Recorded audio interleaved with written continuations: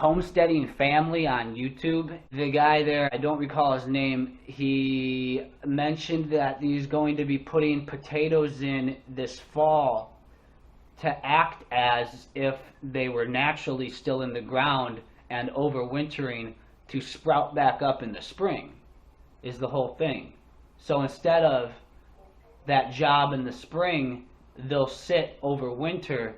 They won't freeze under there. They'll be low enough where they'll be safe, and then they'll come back up and sprout in the spring. So I'm going to do that. I'm going to bust out some of my potatoes that I stored up, and I'm going to go ahead and eat some. And then I'm going to put some in the ground, see how that does for next spring's potato crop. And I've got potatoes out there still. I got to pull up a couple rows even. They might not be the biggest because it's later in the year I got them in, and they're still doing growing, and some of them got frostbit from a freak frost we had a few weeks ago. But there should still be some yield out there. So I'm going to get out there and grab that. And then I'm going to also get to building the greenhouse frame. You got to do that too. Hop back in the pond. You believe I went in there another time, hit the seam even again, and it still leaked from that same corner. So I got to do it again. And it's starting to get cold, the water. I got to bucket out some buckets of water and then wipe that seam down, dry it off, hit it again. Potatoes all over, and they're doing wonderful. It's amazing. You see the way that this one back here is growing through the tomato cage, and that's the idea for all of them. They'll grow up through the tomato cages to help hold their structure. These peppers, hot peppers of a couple different varieties. Now this one got hit by the frost, and a lot of it died, but now I brought it in. I was going to cut it and toss it. I'm glad I didn't, because all this new growth is coming in. So it's still alive and it's still going to grow. I'll trim away, prune away the dead, and let all this new growth come in, and this will be in the grow rooms now as another hot pepper variety. It's down here. Whoa. Guillotine, chocolate hot pepper. I may be butchering that. Planted back at the end of March. In here, down here, you see this is another hot pepper I pulled from the front yard where I had it outside. And bringing peppers in is something you can do after the season, before the winter or before the cold comes in. You can bring them indoors and overwinter them, even replant them in the spring the next year.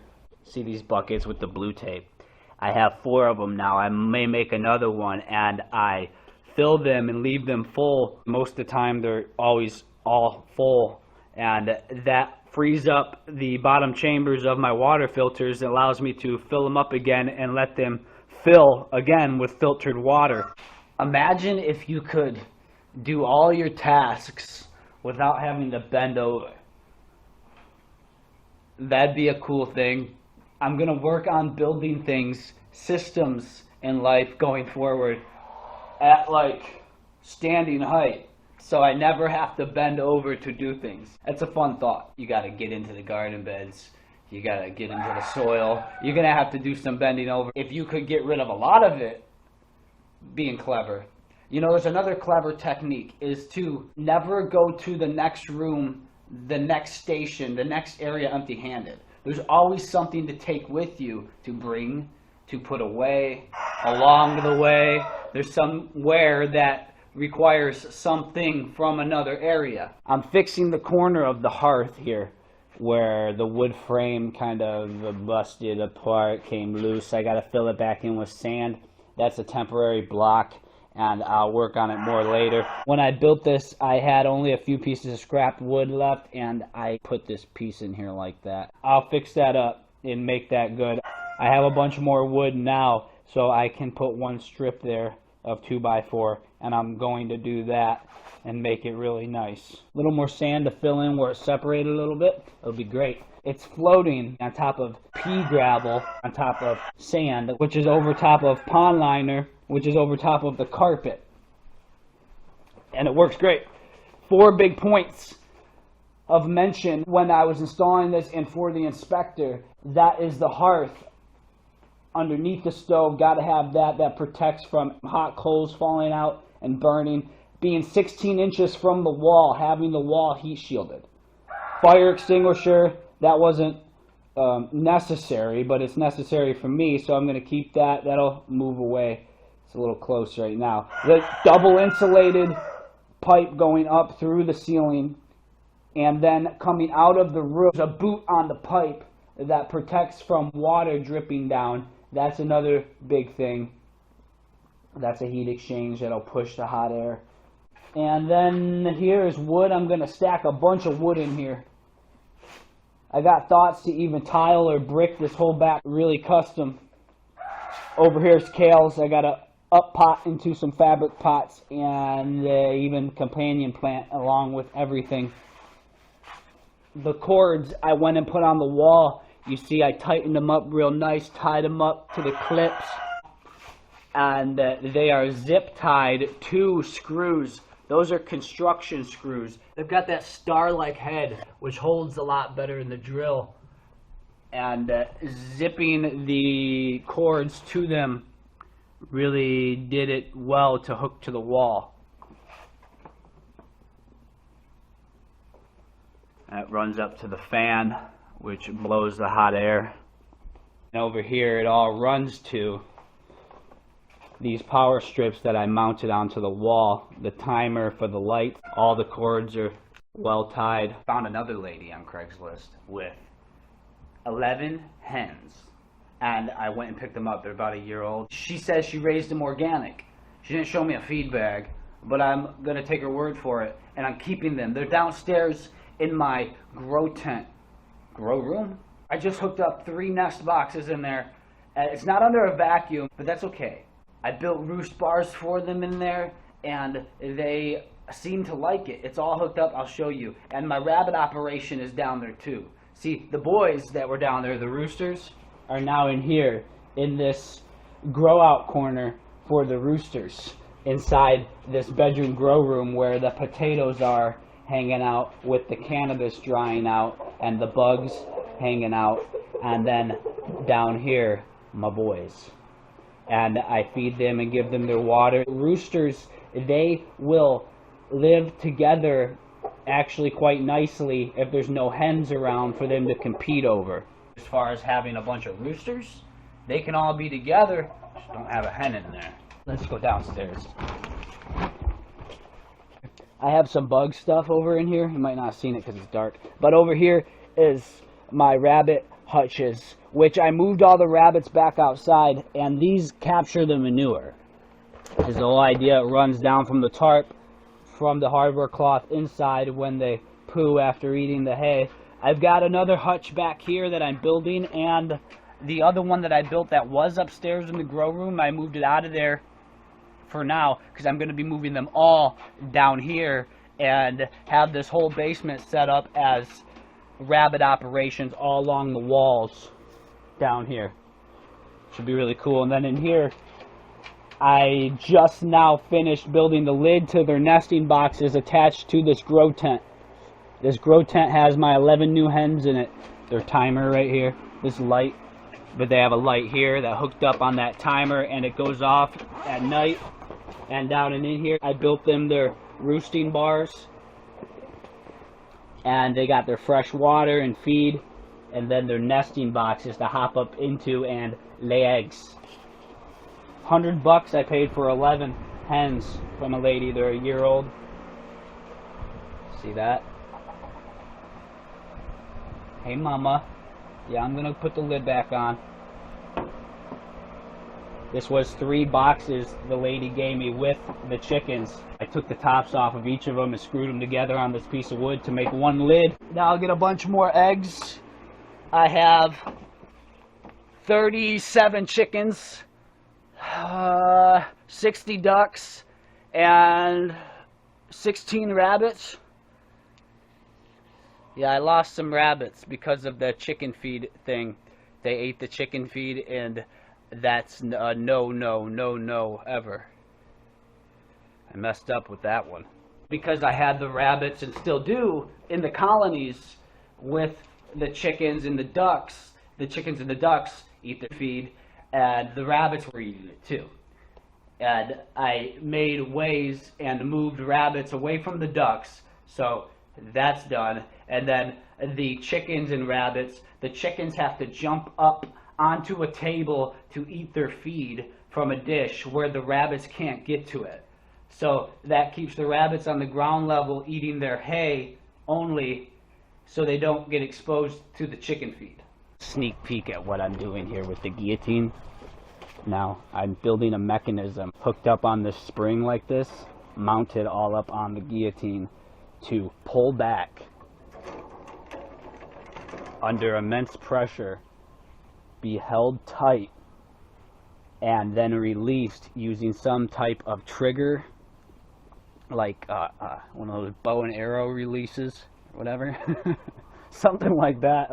Just press a button. Less traumatic. That will be great. So there's a lot of customizing and work I'm doing here. This is the first edition prototype design, and when I perfect it, I'm going to mass produce it for people like you. Have me build you a custom guillotine so you don't have to mount your duck and harvest it that way. You can simply do it with a station. My front yard work area.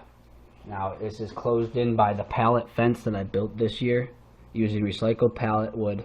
Painted it from the outside so it's really nice looking. Here I even built this fence onto the steps here. Keeps privacy from viewing back at all the things going on back there, even if you were to peek in from the fence up front here.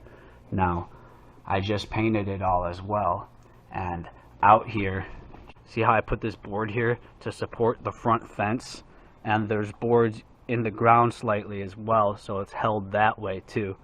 And right here I'm growing food. Right on the other side of it there's a garden bed that I'm growing food. And all in the front is getting worked. I've planted trees, orchard, there's food up there as well. Berries and things, and potatoes and kales. Rabbit manure station. Hay stacked up. A lot of it for the rabbits for the winter. The guillotine back over here is compost. 3 piles, big ones, on top of all the stuff I have back there, and the plans to expand that compost back there too. Here's wood recycled, bunch of it that I get to mess around with and build with all the things that I'm doing. Rebuild the rabbit guillotine. It's in a few pieces. I'm going to rebuild it much nicer. Here is the station for where I do the processing, the chickens, and then cutting up the meat. There's even a rabbit dispatcher here, hopper popper, to do it that way. I have the bolt gun as well. I don't like either of those methods. Here, a rabbit hanger that is actually over here because I was looking at using it for my mechanism. It actually works really well to pull this spring back. And what else is in there is the burner for the scalding, a light, and a shelving for tools and all the things that I need out here. This is a sustainable way to scald, get the pots hot. I built this. It's a fire pit on top of the cement here, which on top of the cement is a layer of bricks like this, and then the fire sits on top of that, so it actually protects the cement, and it's built on top of it so I can burn that way if I have more time in the day and know that I'm going to be doing animals ahead of time, not in a hurry, where some nights I've had where I wanted to eat right then. I use the propane, make it quicker. Takes a little bit of more time to get a fire going, but naturally you save that gas, what, $5 or something per use, and no cost there. Burn renewable resource, and you have a renewable way for life. All up in here on the tomato trellis, it's all died back. There's tomatoes I'm still gonna pick. The pond underway, peas on the trellis, and then there's Swiss chard on the other side, parallel to the peas here, and that's a broccoli. And this is a waterway. Gotta clean the leaves out. They get full up. And over here is raspberry. Look at this raspberry. I don't know what kind it is. It's like a yellow kind or orange. And the waterway fills up top and comes down and all into these wells and into the channels. Over here, brassicas may be a little too late because they're little. There. And then this is all potatoes that died back that I've been pulling up. See, the dirt is turned in my tool here. And I got some more to do here, right there. Over in the front yard, there's a spot. And then over there, there's some that'll be real little, if anything, because it's late. Raspberries. And next year, they're really going to boom with fruit. This is their second year, and they really got established and sent out runners. Got bigger. Gave me some fruit, a little bit. Really rewarding. There's still some on there. Right here. Yep. I got some blackberries this year too from over there, and likely bunch more next year. Waterway comes down through, breaks off into two sections to go this way through these bedded areas to irrigate and provide nutrients, and then down over through there. So two ways that it runs through this garden section so far. Over here is rutabaga. We'll see how that does with the greens I'm eating. I eat the greens of all this. This is radish, and eat the greens. This is beets, eat the greens. Then over here is where the garlic sprouted. There's a few onion sets that did good. I'm going to do onion from seed from now on, not rely on sets. But I did sets this year again, because last year they did really good sets. This year it was okay. I think I could have put them in a better spot, is what it would have been. Probably better. And here I had a lot going on earlier in the season, painting the house stuff. So here's kale.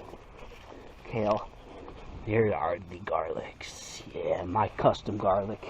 Turnips, beets, peppers. This is the compost tea. It's really good stuff there. That's ready for next year, really. And over here, tomatoes I gotta grab. Gonna make my ducks some food today. Make them a nice splash and bowl of garden soup. Over here's corns, a few more on there of my glass gem. They didn't grow that big, but they gave me nice kernels, and I'm gonna save all those and replant them next year.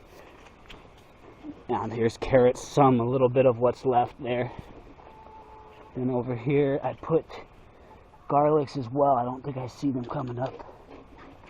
And then over here is more rutabaga. And then this is the asparagus, and I got asparagus over there in a couple spots. And this is its second year. Next year it's really going to be good, I'm thinking. Then here is what's left of my celery. I want to move one or two inside in the next day or two, see if I can keep it going indoors. Eat the other one likely. Garlic, yep, more garlic. Kale's over here. The ducks. Muscovy, so two sections of Muscovy ducks. And they're wonderful. They got their pool, housing. Build another box at some point here as we go into winter. So there's a couple of them. Then on that box under the deck, there's two nesting boxes. I have 4 chickens, 4 hens in here. They're not yet laying, they're still young. Black Australorps.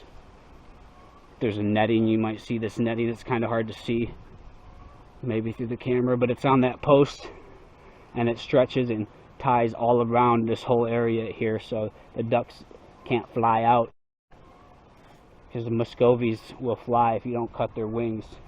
They will fly away. And my baby's over here. Over here at the boneyard. Here is my tractor, rabbit chicken tractor.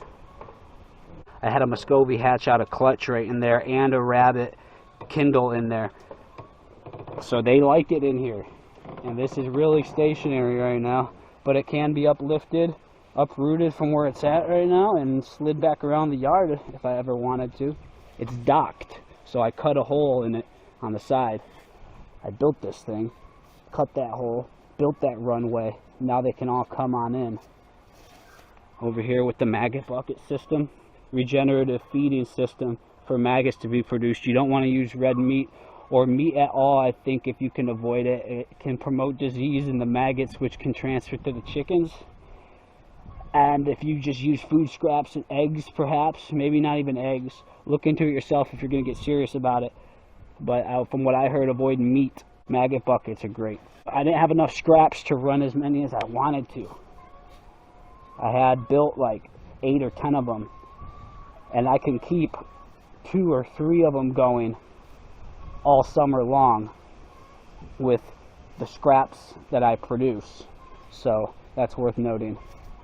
You gotta have enough scraps to really do it. And it's holes pretty much on the bottom half of the bucket, smaller holes, 1/4 inch, and then some 1-inch holes, few of them around the top of the bucket. Let the flies come in, produce the maggots on the food. The food sits between 2 thin layers of bedding or straw to help muffle and hold in the odor.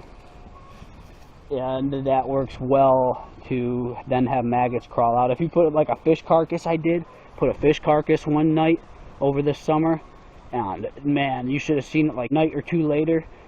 Thousands of maggots all over the place. They were all over the ground out here. They had littered everything.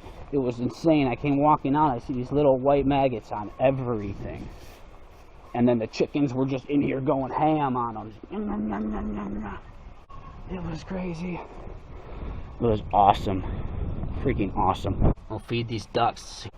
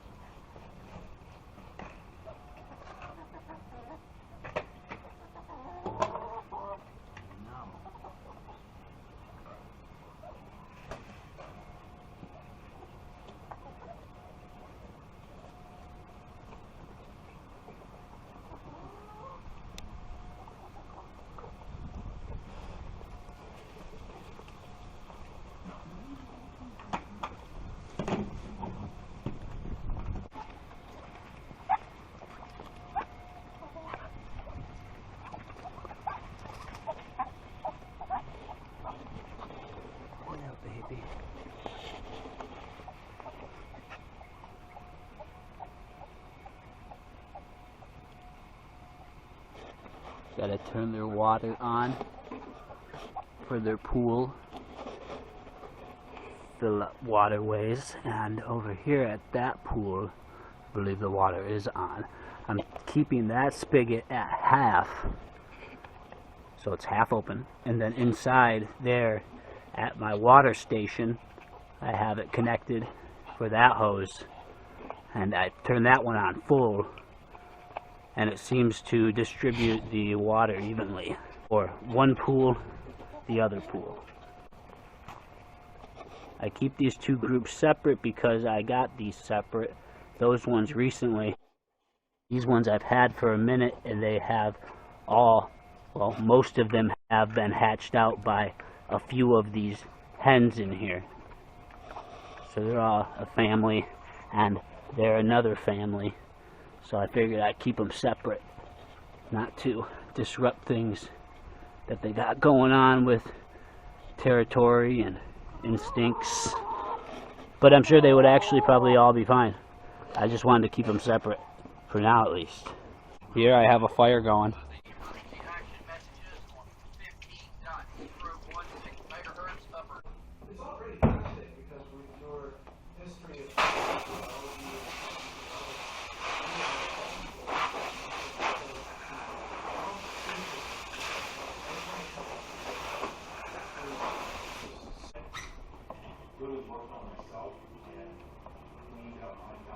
Would you just look at it? Look how beautiful that is.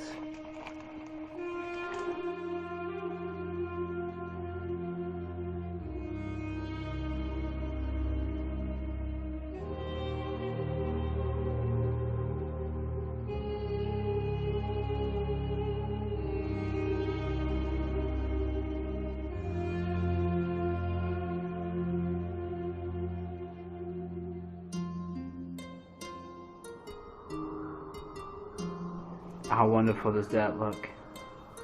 These slices of red hot habanero hot peppers. Lay them out on these trays here, and then they're gonna go into the dehydrator.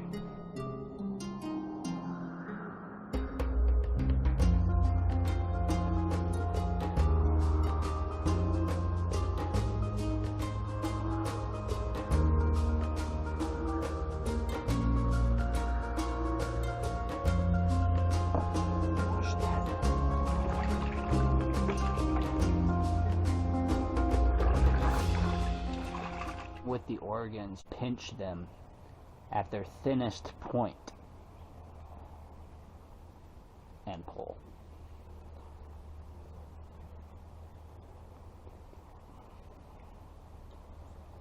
And then with the liver here, you see this sac, it's like turquoise. There's a lot of toxic stuff in there. You want to pinch that off too. Try not to rip it and get it on the meat at all. You don't want that at all. The heart there. Bless you. I get the heart and the liver. Those are the most important to me to eat. The dogs eat the carcass. They eat everything inside.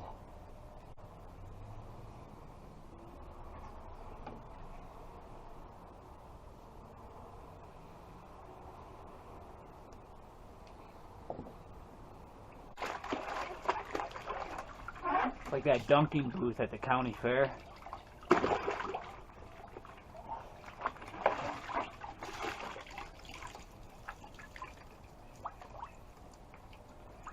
Look at that fat there. That's going to be really nice. I'm going to grind that up into burger meat. Cut that away from the meat when I get in there and clean it up a bit more. A silver layer of film there. Dog food. It's starting to snow outside. You know, in the winter here, I'll be doing what I did last year, putting sunbeam heat mats right inside the nesting area under the straw of the chickens so that it keeps the eggs warm enough from freezing. Keeps them just warm enough. The therapeutic sunbeam heat mats. They're really safe. I've been using them for years for my bugs mainly, and I've never had an issue. I've had 2 or 3 that stopped working, but never anything that's melted down or caused a fire hazard type of thing. So they're really safe. And I'm going to be doing that again. Keep eggs from freezing. Also, there's a lady on Facebook, on the groups that I'm in. She mentioned that if you don't collect every day, collect every few days, it promotes the chickens to lay more. It's something in their nature that they want to lay more when they see eggs more. So I'm going to give that a try. Direct it all to my house, please. More from delivery. Look at that. How beautiful is that? Milling. Yep. Regular rolled oats. I'm going to put that up. Grits. Polenta. Regularly. am prepping it. That's what these are. And it's wholesome, it's whole food, it's corn. It's just corn. Here, I pulled my cannabis from the yard. It's snowing now and cold. Got these three out and a bunch here. I'm not trimming it up completely. I'm letting it dry up kind of with some leaves on it still. It's not a big deal to me. This is all personals for me. Here, look at this. All this snow still on these cabbages. Look at this corn. Glass gem. More cabbages over there, red acres. And some cauliflowers, it looks like. I'm not going to put them in the ground. They're still little. There's some out there right now in the ground. And I'm going to hopefully get a harvest off of those. But these ones I'm going to put in the grow room. I'm going to grab other greens out there and things that are in the ground still. Strawberries again. I'm going to pull a bunch of the dirt in the ducks runs so I can grab that as fresh manure and soil and have that and have more soil in the grow rooms. This is just wicked looking. I burnt a fire last night and I'm going to burn more. And it was great. This is a electric heater to help heat when I don't have a fire in there. Companion planting these kales real soon. And all around and in here. Getting things prepped up for the winter now. Gonna build the greenhouse into the winter. The pond's gonna get postponed till spring. That orange pepper. Another one over here. this lemon tree. Look at what it's doing. It's sending off a bunch of little shoots, getting thick and full. Since I topped it, it was getting too tall. So I was like, shoot. And then it did this. And I may do it again. I'm going to top that tall one, try to keep it at that height, and let it bush out more. And bring in another light perhaps, and perhaps even angle it so it's shooting its light kind of on the side of the plant, giving the sides of the plant a lot of light. Because you see down here it's dark. So that's another thing I think I'm going to do right here. Come in from this side, come in from that side with two lights that I have downstairs right now. I'm going to fix them up, mount them up that way. Get this area really pulsing with light. Aloe colonies looking wonderful. And companions over here. I just love the way that snow looks. Crystal white. Chicken tonight and a duck for the dogs. Chickens for me. I noticed out there when I was processing that the cavity opens up. You can break it open and it gives you easier access to the organs. Typically, if you're going to be putting them in the freezer as a whole bird, you would leave them closed and you would cut the bottom, get your hand in there, get the organs out. But the way I figured it out is you cut the bottom, then you cut back a little bit here, a little bit on this side, and then it makes it easy to pop open, crack it open like a clamshell, essentially. And you have instant, easy access to the heart, the kidneys, and the liver, and the lungs are in there too. Much easier for the processing if you're going to be eating it that night. 2 shakers full. They are 0.5 ounces of the red hot habanero hot peppers that I dehydrated, ground up in a coffee grinder, put in here. This may just last all winter. It's quite a bit. This is all that came out of all of the maybe 300 or so hot peppers that I picked off of the pepper tree here. And now it's pretty much bare. There's some on there right now still that are coming in and ripening. There's a few ripe ones that I may eat later as fresh and put in a dish. Different tone and different colored egg layers can be good for having a good indicator as to who laid what egg. Depending on how you have your system set up and where you have your system set up and how you need to keep count and track of your eggs, that can be a good way to do it. Know which chickens lay which tone and which color. In here with the potatoes, my indoor grow room potato garden here, get enough seeds out of this, enough potato harvest to have seeds to plant outside in the spring. And I've got more seed potato right now from this year's harvest that I'm going to also plant this winter, succession plant, as soon as they start growing their eyes. Now those potato seeds are out here. I was just cleaning them off a little bit. They're right in here. So I washed some of that dirt to help promote them to start growing their eyes sooner than later. That would be great. And then I can get those in pots. I used the sword the first couple times here with the guillotine. And now I'm using a knife and cutting the same way you would cut a chicken in a kill cone, but cutting the duck's neck and then taking the head completely in about 1 second instantly. And it's really quick for me to do it this way. The guillotine mechanism I'm still going to design because I still want that fully operational. Also with the guillotine, it holds the duck right after the process and controls the spasms so that I can immediately go and do other tasks. Check that out, My communist stamp of approval for the wood-burning stove.